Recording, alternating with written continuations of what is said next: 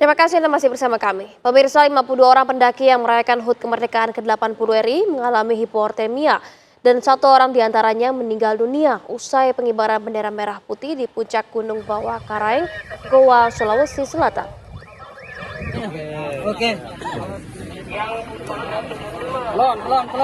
Proses evakuasi pun berlangsung dramatis karena jalur evakuasi licin akibat diguyur hujan.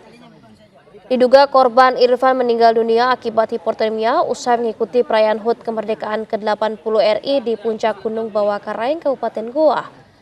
Tim SAR Merah Putih juga memberikan pertolongan sementara kepada 51 orang pendaki yang juga mengalami hipotermia dan masih berada di puncak Gunung Bawah Karaeng.